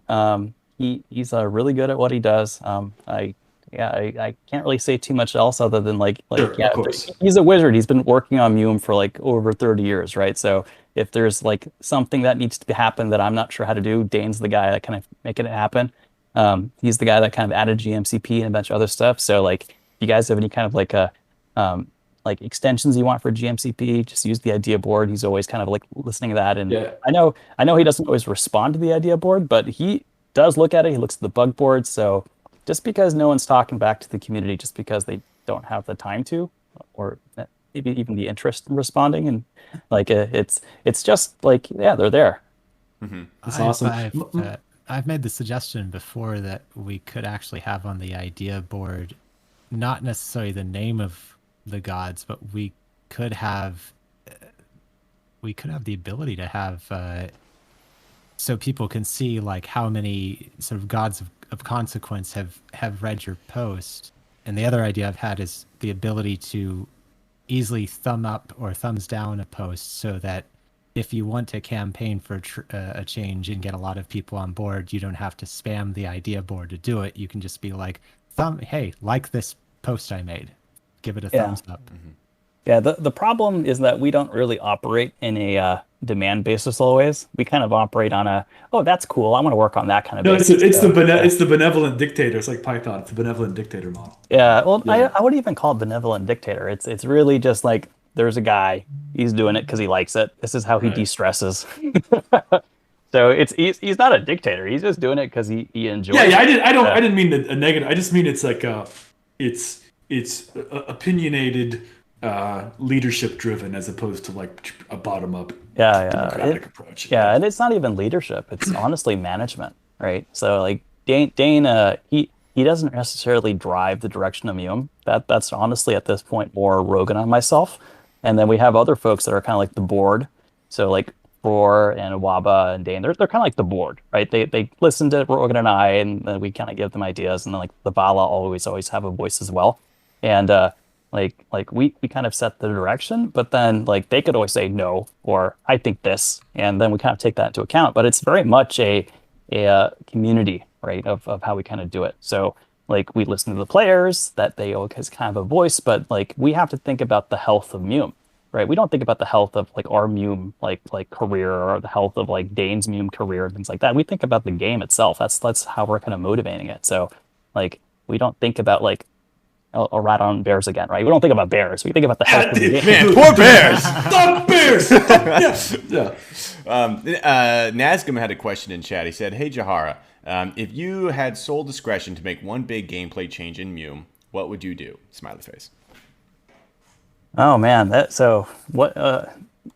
The Be thing that I bold. would want, It's all up to you, man. Be bold. Go for it. So the thing that I really want in Mume is I want to have like a consistent theme where you can drastically impact like each let's call Mume a parallel universe, right? And there are tons and tons of parallel universes of Mume, right? So it's kind of like the multiverse in some way. And each time we reset Mume, right, and go back to like the beginning of like when Gandalf first finds the key to Erebor, or not the key to Erebor, yeah, key to Erebor, like that's another parallel universe. It'd be awesome if like the player base could influence each one of those multiverses, and actually like influence how like the war is being fought. So like Isengard falls, or Gandalf now joins you in like defeating, major like, world events that are player driven. And even like the reverse of that. So like let's say that like now Smog now joins and like helps siege Rivendell, right? Like that kind of stuff would be really, really badass. But then like we'll have to still kind of think about, okay, well, what about PK? How does that get impacted? But like it makes for really, really amazing storytelling. And I think that's one aspect of the game that we really don't have too much. Like MUME is so free form right now that like a newbie player logs into MUME.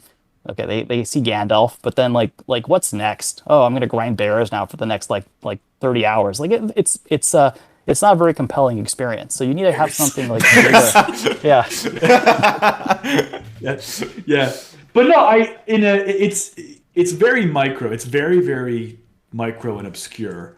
But one kind of example of that, which I always enjoyed. So I know when, I know back before the Morgul Blade change, right? Like I know, I won't give them away, but I know there were Puke players who would try to track and anticipate the Morgul Blade schedule, the artifact decay or repop schedule, whatever. They try to track that over the weeks and then spam in and get it before other significant dark side players I won't mention would get it. Possibly know who that is. Yeah, I wonder who am I talking about? Yeah, but anyway, right? So they'd constantly be trying to essentially out battle or outrace each other for the Morgul Blade as a way of like some overall strategic advantage in the war, and that was fun. It was like it was bigger than a single session. It was bigger than a single player,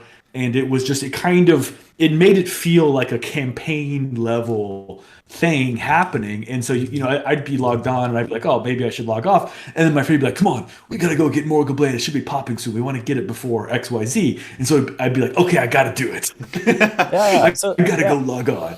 Yeah, so that's the kind of stuff that we want. And like Morgul Blade's an awful example because it just sucks for gameplay to be on the receiving side. But like things like that like that like impactful kind of like or denying the other side now a major weapon or a major holding. That's the kind of stuff that we do want in the game, because that makes the gameplay super interesting and it gives you something to kind of achieve and strive for.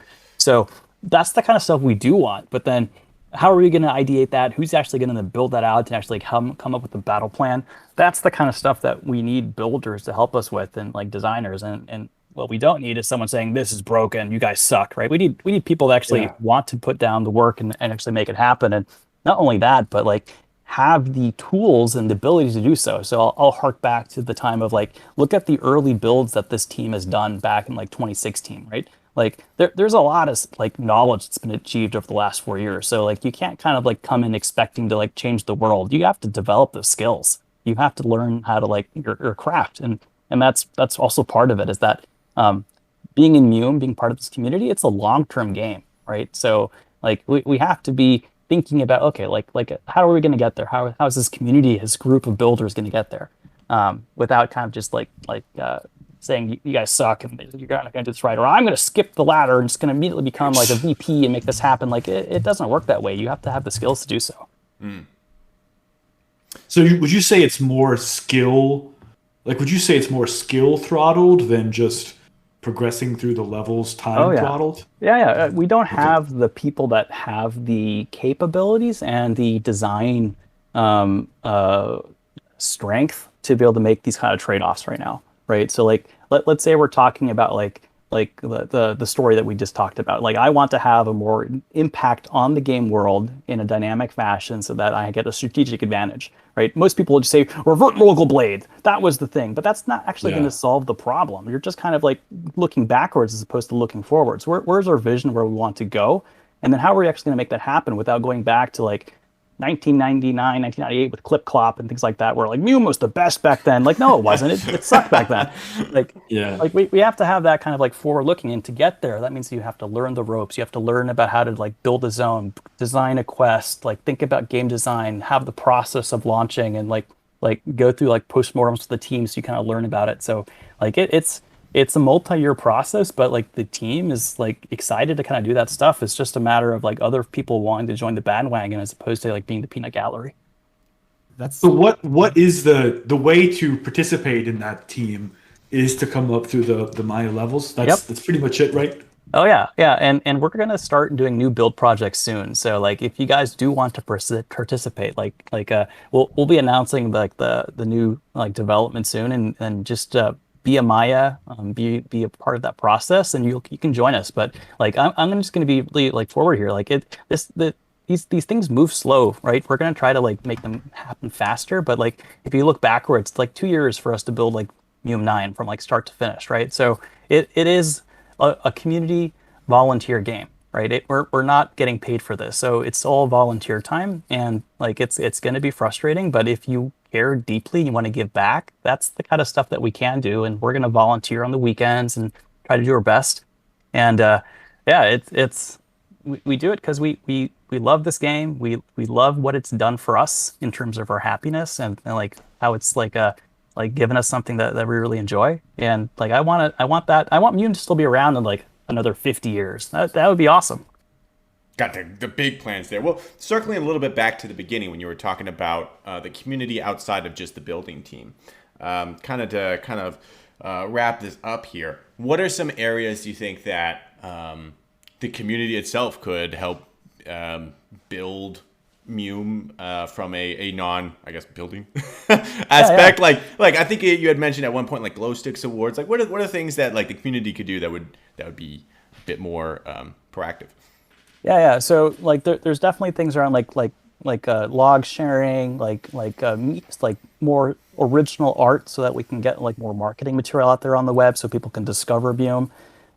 There's like anything that can kind of develop Mume's like SEO authority. So SEO is like how much we rank well in Google, right? Mm-hmm. Right now, like we're not famous enough that we even have a Wikipedia page, so that we can't even have like a lot of game engines don't even, or a lot of Twitch, YouTube don't even know what Mume is, right? Fun Because we don't fact. really, Fun yeah. fact. You fought the I'm good fight with that too. I remember you like Mume had a Wikipedia page and they removed it. I remember you were one of the people fighting to try to get it back. Yeah, And yeah. So hitting like the brick wall. exactly, right? So how do we convince all these other like internet folks out there that Mume's important, right?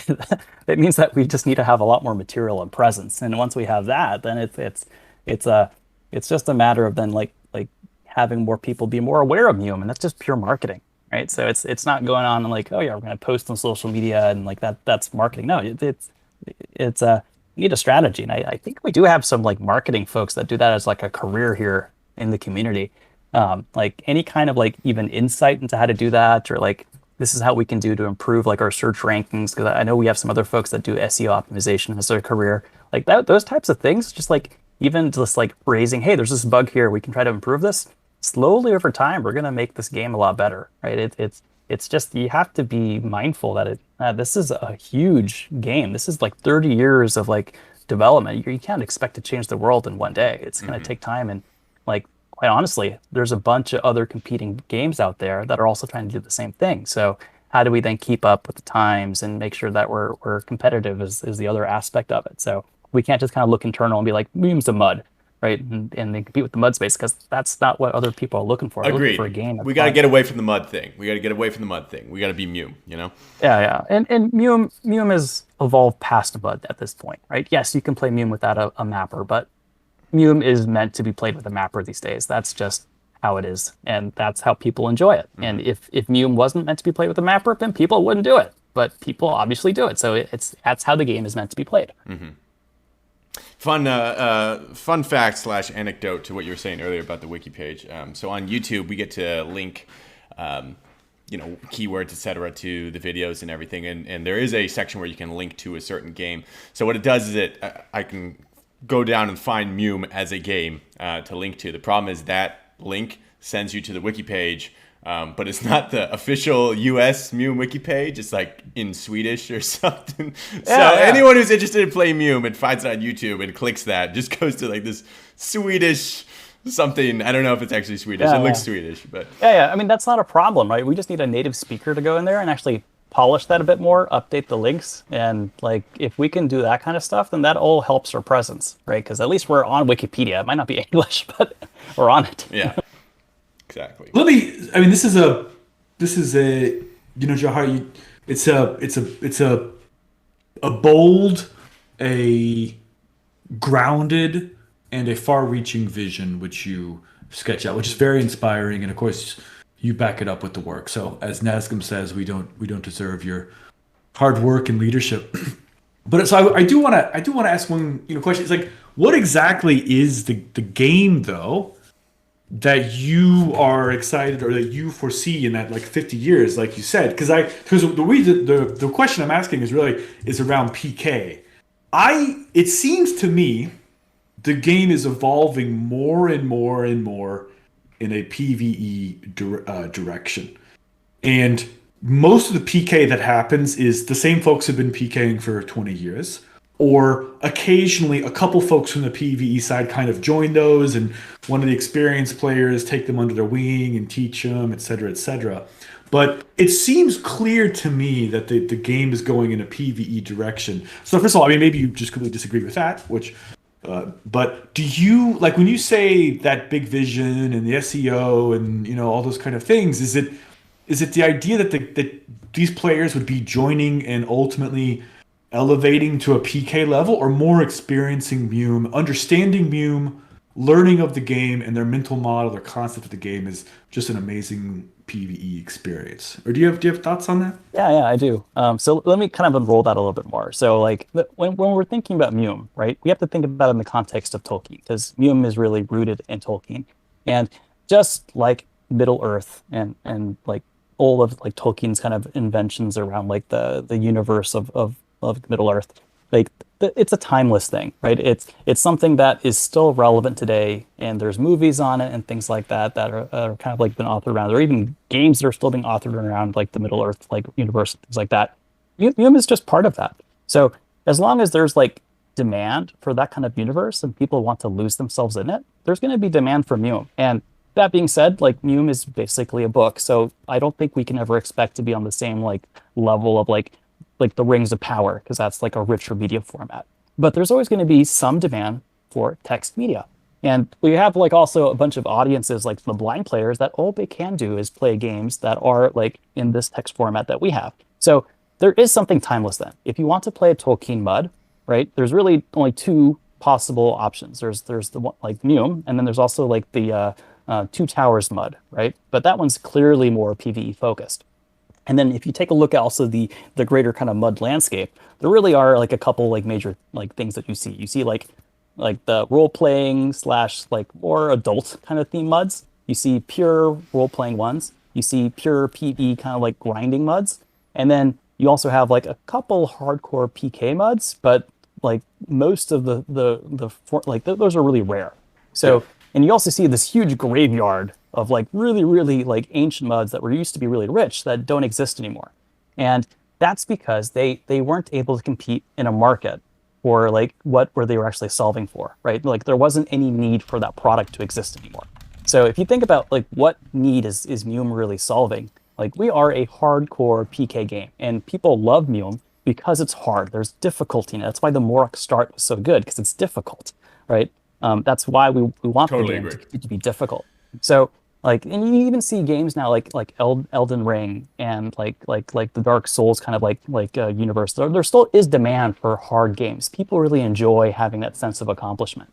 So if you compare that, right, Tolkien is kind of like this undying thing. People love that metaverse of Tolkien, and you also know that people love hard games. Then MUME will still kind of solve that that scratch that itch, if I can call it that, as long as we play our cards right and we're able to compete and not have someone else fulfill that same niche.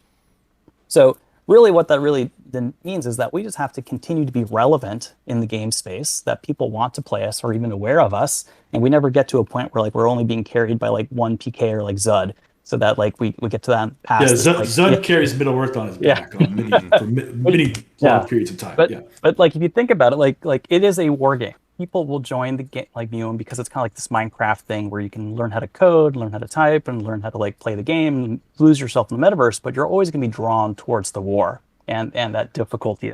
And like everyone that's played MUME that's gotten the shakes, right? The adrenaline rush. Like it's so hard to find that in other games to get that. Like that really is the clincher. That's like that is MUME. So that is why we're so timeless, is because people have played that back in the 2000s, 1999, when there wasn't any competitor to MUME. Like there was no World of Warcraft. Like if you wanted to play a game, it was either MUME, and that was basically it. And like since then, there was more competition out there in the landscape. So we just have to make sure that like as we're kind of building this product, like that we realize what people want and we're able to meet that demand, and we're also then like adapting to kind of like keep up with like people's like desires of how they kind of expect to consume this type of media. And That's why I think it's timeless, because like it's a combination of like the adrenaline, the Tolkien universe, and the fact that like we're unique in terms of how we kind of get played. Um, there'll still be kind of like an interesting demand for it, or like a little bit of like a historical game here, kind of like NetHack or something. So as long as we can even outcompete and out survive some other MUDs, that will probably continue to even work in our favor, because then we'll be like, oh, one of the few MUDs that still exists, and look how we've evolved and kept ourselves like the same. But to speak on the PvE kind of like aspect of like more of the game is PvE, I think that's just it's just a natural like kind of like artifact of like we have some achievers, we have some PKers, and we haven't really been growing any new players. So yeah, I don't that is all very compelling, and I agree with your mental model. But one area I do kind of feel obligated to challenge a little bit is I don't see new PKers. I mean, lots of people excited about PKing and want to dabble in a little bit, and especially if there's a portal trap and an overkill, they'll jump in. But I don't see many people really jumping the gap, like truly graduating or matriculating as PKers. And honestly, I don't feel that I don't feel that a lot of the launches and the new zones don't seem, or I guess I'm not aware. I'm not aware of changes that have been made that are helping people learn PK or get more into PK. If you, yeah. It seems to me that that was something I was going to bring up as well. It just like from a developmental standpoint, it's difficult to look at all the changes that have happened over the last 2 years and say that they've been really PK focused at all. Really, you know? Yeah. Well, I think part of it is also that we haven't really developed our own mental model around like how we want our users to progress down the funnel of like getting towards PK. So like if you think about like the funnel right now is you download Mmapper, or you use the web client, you log in, you complete Gandalf, and then you kind of quit. that's really the reality of what's happening right now for like our new users, right? So like how do we actually get them to get that first PK exposure? Like that has to be something that we're challenging ourselves. Like, okay, how do we solve that? Right, we're not just kind of blindly expanding the game for PvE, but we're actually trying to solve that problem of like, how do we get those people to go down that funnel? And that honestly is going to require probably like hardcore game design changes as opposed to like more building stuff. Is it quests? Is it something else?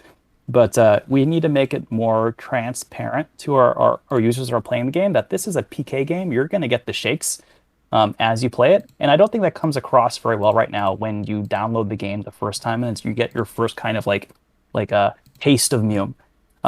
So how we kind of get that to be more clear is really a challenge I haven't really solved yet. But I'll talk back to like my first MUME journey as like a BN and getting overkilled by like pukes as I'm kind of like XPing on deer and swarms of mosquitoes, right? Like that was exciting.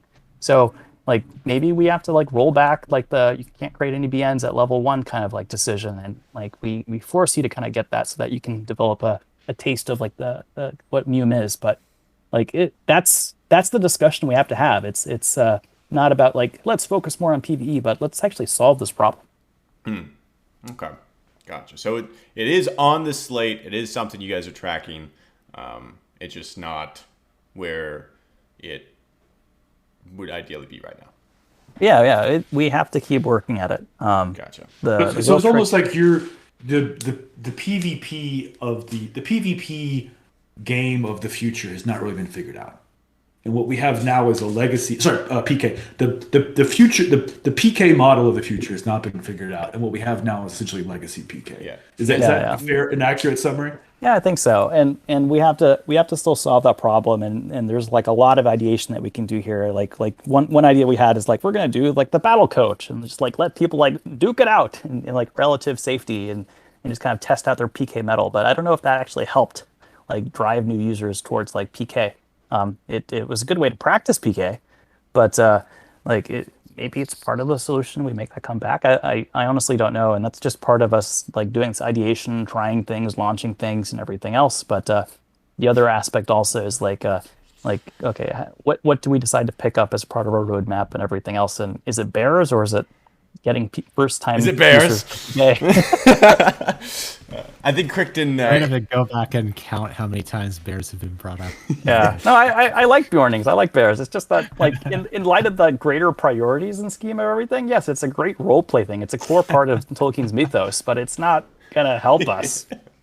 I think Crichton 80 sums it up perfectly. The current model for PK right now is revenge drove my PK learning. You, as Nazgûl says, your first PvP experience is getting jumped inside somewhere, XPing, they die, and then they want to be on the winning side. So. Yeah. Nobody ever makes it to the winning side. Yeah. Right? I don't know. I can't think of a single person I know who started playing in the past 15 years who started from scratch and has now elevated to the level where they're like, yeah, I'm on the winning side. Yeah. There's like one or two, but yeah. Yeah. So in light of that, like is the new Bree actually getting more darkies to go there and like hunt down newbies? Like maybe we did something wrong there, or why aren't people raiding as much as they used to? Right? Is it once again a player-based count kind of like problem? Like we have to really do a little bit of introspection there and figure out what's the next step. Gotcha. On the subject of rating, one change I kind of would like to see at some point would be if they made getting the shovel a troll-only quest, and so only trolls could loot the huge shovel, because there are people who will loot your items and keep them away from the other side, and it seems like shovel isn't really it's not a weapon. It's something that it's used strategically, but I kind of think it's a shame when trolls don't have the shovel, because then you're denying, at least for a week or until up to case, you're denying trolls the ability to go and raid Bree and dig out a nice little tunnel there and camp out for the long haul. So that would be one thing I would actually like to see, is shovel be a troll only item. This is a stupid question. Does Kuzer still load the shovel? Did that get changed? You guys can talk to trolls or log a troll dent and find out. There we go. I don't know. Well, I was just thinking. There's the. I was just thinking with the new ABR and everything. I'm actually not even sure if that. What? I don't know. I have not seen Sork. Does Sork still wander the new ABR? Or is he Misty's only now? I've not seen him, and I've spent many hours in the zone. So, be in Sorcerer, I'm saying. I think I've seen him in the Maybe I just missed zone. him. I spammed through once, like on the road, Okay. and I Yeah, maybe think I saw maybe I just him, missed it. but I'm not sure. Maybe I just missed him. Who knows though? Yeah. Well, we're probably gonna have to be wrapping up here pretty soon, because we're already an hour and 45 in. But just wanted to say, well, actually, before we wrap up, is there anything else? Yeah, like any. We know Rogan likes secrets. Yeah, Any news posts to drop on this? Anything bear related? Bear updates. I don't have any kind of bear updates, but like we've had a couple efforts to try to get bears like back in the saddle, I guess you can kind of say, and like every single time, like we kind of develop a story behind it, and we're like, oh, this is kind of cool, it's rooted in lore, and then the problem is that bears are still stuck in the Vale, and no one is really there in the Vale except for orcs, and even then orcs want to go somewhere else. So like the real problem with bears is that they're just not fun. How do you make things fun is really the core problem that we haven't been able to solve. And like I think that's part of the challenge, is that like we have this priority dilemma, and then we have this fun dilemma where like things might be based in lore. But okay, let me actually take this a completely different angle, right? Like, how do we come up with ideas, right? Like, I'll get on my soapbox for ideas. Like, most good ideas are completely spontaneous, and it's like, that sounds like fun. And if those ideas are also then rooted in lore, that's like even a better idea. So I'll talk about the Morok, for example. When I first came up with the idea of Morok, like I think it was a year ago, I was just like browsing Tolkien Gateway, looking at like lore and stuff like that, and I was looking at the Orc website and said, and like Tolkien talks about like this. I don't know if everyone remembers this in the Lord of the Rings, but there's like as Sam and Frodo are hiding. There's like this snuffler orc that kind of is sniffing around trying to find them. There's this soldier orc that is then like also with them, and they start fighting. And then the snuffler orc shoots the soldier orc in the eye, and it runs off. That scene really inspired me to think about like, okay, cool, snufflers, like people that track and things like that. And like even though it was like a lore based idea, how do you make it fun? That was then the next big thing. And like I spent like 6 months trying to think about ways that made it fun. And it wasn't until like you really have to grab an idea, shove it up that hill, really advocate for it, and then like ideate it and come up with like how you kind of do it, that you kind of finally find a way to like it's not going to be only thief only. It's going to have these other aspects, and this is how it's going to work, and here's the backstory. That like it really just became this thing that finally people got excited about. Like, oh, cool, it's new, it's something else that we're going to do. So and there's like a tribe, and they hate the Zoggers, and that was like Rogon's edition. So ideation is really just taking an idea, pushing it up that hill, getting other people excited about it, and everyone seeing that combined vision that this is going to be fun. And it's a lot of work. Like that was a 1 year of me just harking about, like, it wasn't called Morok in the beginning. I was just calling it Snufflers. And that's the kind of stuff that the community can do, right? These things are hard. Like, say we do want to fix bears. Someone needs to drive that, push that boulder up the hill, and like really come up with an interesting idea and story behind it that actually differentiate them, so that bears aren't just like armorless trolls that can't leave the veil, right? Like that's someone needs to do that, and we haven't had people that want to do that. Most people come in, pop their head in for a month, do a little bit of work, disappear again for like 6 months, and then by that time, like everyone forgot what's going on, right? So it's I would say like the one thing that I can say that is kind of needed is just like a rigor. You just have to have like really like rigorous and like focused on what you want to do. And if we can pull that off, then we can really do a lot of stuff. And it's hard. Yeah, kind of to your point there about like people popping in and out. I think Orlanth is probably the best example, at least from my perspective, of someone who, that guy is so methodical. Like that guy is just like it's frustrating because he doesn't do all the work in one day, but he does a really good job of doing it in the next day, the next day, the next day, the next day after that. And it's like, wow, that's that consistency actually gets the job done versus mad dashing it in the first couple of days. Oh yeah, you always see this. You see the sprinters and you see like the marathon runners. Yeah. And MUME is a marathon. Yeah, and if the sprinter like chases it and then burns out a month in, I'm a sprinter. That's work out. Awesome. Yeah, so we'll just watch the Bears thread explode again for another month after this. Yeah. And let's do hot takes, man. Are we doing hot takes? Yeah, let's do hot takes. Mike, you want to lead us off? Oh, I got hot takes for days, man. Okay. But I'm gonna do two. One mini hot take. If you accidentally kill a good aligned mob, there should be some message, because something like your heart turns to darkness or something like that. Because while mapping ABR, I was on autopilot, and without thinking, I killed the Dunedain outpost. I was just cruising through, machine gun, backstabbing, and now my Hobbit is evil as shit. And let me tell you, evil Hobbit is a very lonely way to play. You are desperate. You cannot find any mounts. You can just find that pony in your cruiser. You can't ride for shit. Rangers are after you. That is a very, very lonely lifestyle.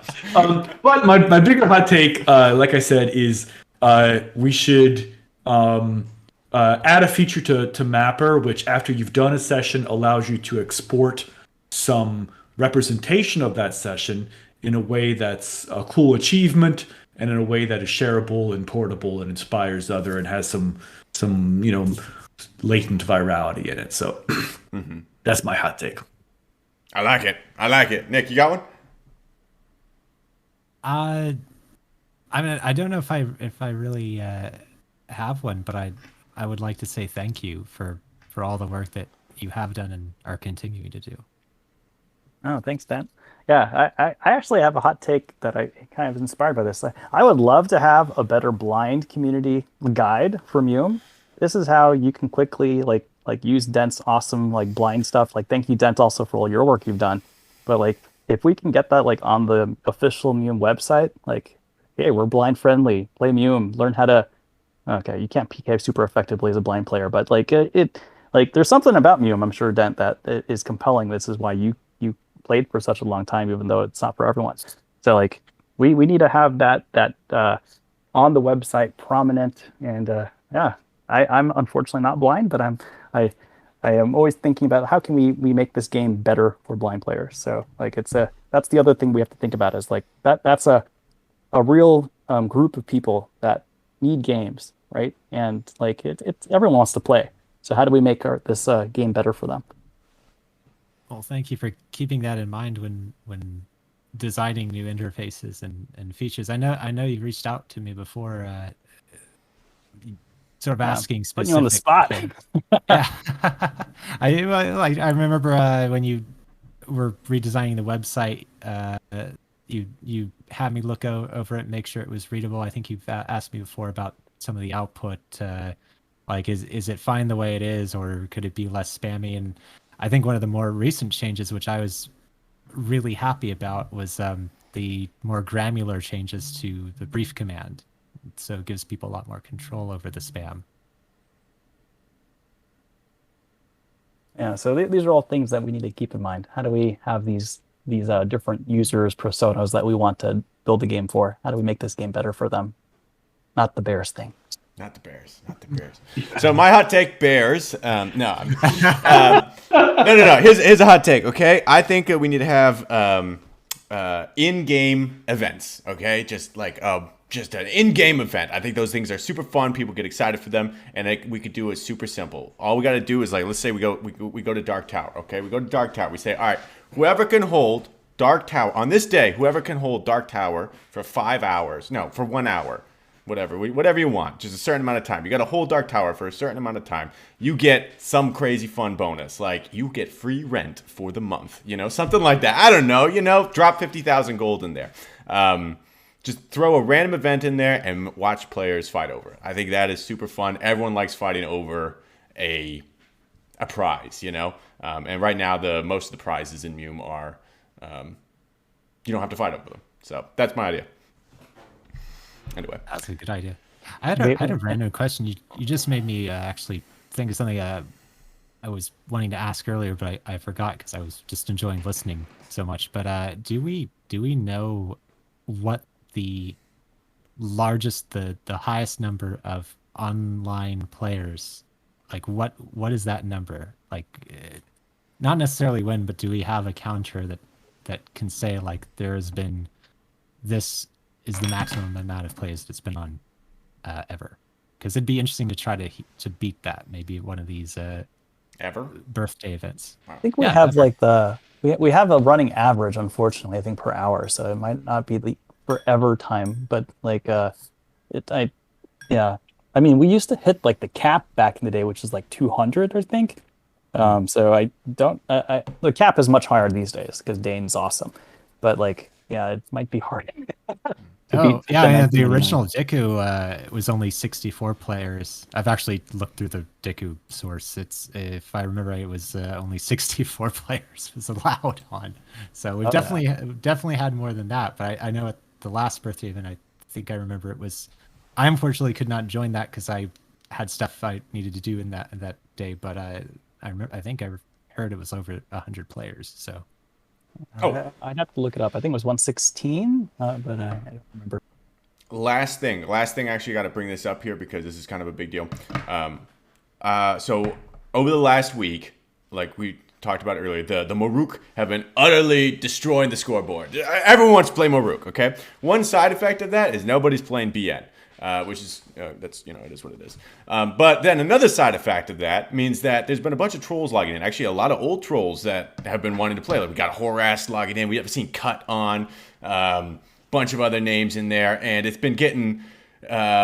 It's cool seeing them on. One big problem is that they only see one player on usually, or two, maybe two, but it's usually one player. And I've done kind of an unofficial poll. I've talked to them and be like, hey, by the way, I know you see one player on. How does that make you feel? And a bunch of keywords kept coming up over and over again. A bunch of them was like sad, depressed, unmotivated. These things kept popping up here. Unofficial. There's an unofficial survey here, but that was a very consistent theme, even though there were like 12 dark players online at that time. So, one, that seems like a really, really big problem. Two, there's a lot of ways to mitigate that. Whether you want to like keep the whole like, okay, we're going to make it difficult to socialize, which I completely disagree with. But if you want to keep it difficult to socialize, maybe just like showing, hey, there's this many orcs on. You can see that there's 10 orcs on right now. You might not be able to talk to them or see their narrates. But I just wanted to bring that up because that was a very consistent theme all week, and it really sucks when you see again these like, whether it's a new player or a returning old player, and they see one player on, that just screams like a bad design. Maybe it worked in the past, but right now, that seems like a big problem. Anyway, I just want to bring that up because I felt bad for the troll players today, or this week. Oh yeah, me Or too. sad trolls. Yeah, Should I give mean, them a Wobbit to eat to cheer them up. yeah, the only solution here is just like collect more data, convince some of the other like community members that, hey, let's make this change, right? Like we've already let like trolls group orcs now and things like that, so like we've made some progress towards this goal, and I think that's helped them immensely in terms of like actually getting these trolls to be feeling more connected to the community. I think over time, like we'll have the ability to do more so. It's just a matter of like data, convincing, like having the right goals in mind to like drive that, as opposed to like just kind of like coming to like another person that is really strong in their opinion about like keeping the game the way it is, like in terms of like the benefits that having it to be a mystery kind of have. So yeah, it's all about like everyone makes MUME a little bit of their own. Right? Yep. Some people really want the privacy and they don't want to know that there's someone else on the other side. So I get that, and I know there's a whole process behind that, but I just wanted to bring that to people's attention because that was that deserves a shout out. Anyway. oh yeah, no, they have my sympathy. Yeah. Shout out for the trolls. But anyway. Well, thank you very much for coming on today, Jahara. It's been an absolute pleasure and learned a lot about bears. So thank you so much for joining. Thank you. This was MUME Talk 21. And unless you guys got anything else, I think we'll be wrapping up here. That's it. Sign us off. You're All listening right. to WBRN Bjorning Radio.